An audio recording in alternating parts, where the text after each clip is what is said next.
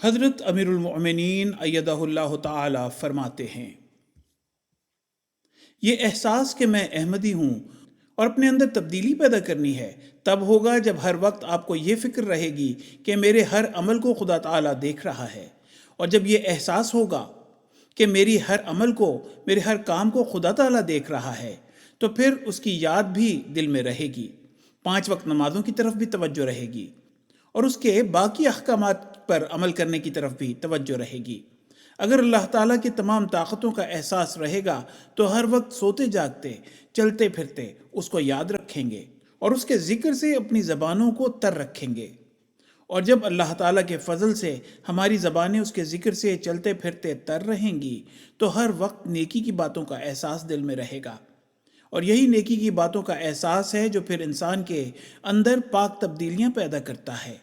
یہ احساس پاک تبدیلیوں کی طرف توجہ دلاتا ہے۔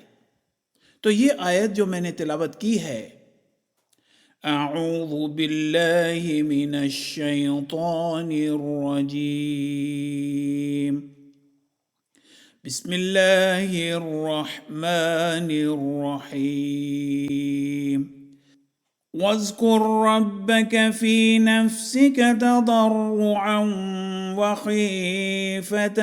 ودون الجهر من القول بالغدو والآسال ولا تكن من الغافلين۔ سورہ الاعراف آیت نمبر 206۔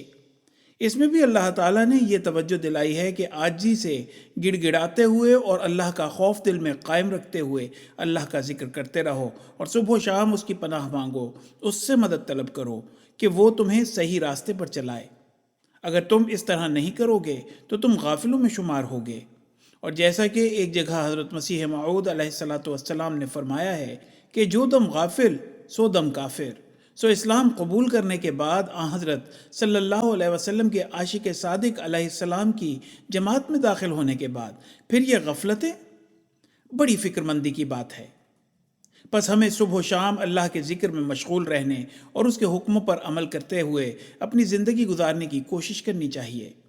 جیسا کہ حضرت مسیح موعود علیہ السلام نے فرمایا ہے کہ ہمارے دن ڈرتے ڈرتے بسر ہونے چاہیے، یعنی یہ فکر ہو کہ اللہ ہماری کسی زیادتی کی وجہ سے ہم سے ناراض نہ ہو جائے، اور جب یہ فکر ہوگی تو یقیناً اللہ تعالیٰ کا خوف بھی دل میں رہے گا، اور اس کی یاد بھی دل میں رہے گی،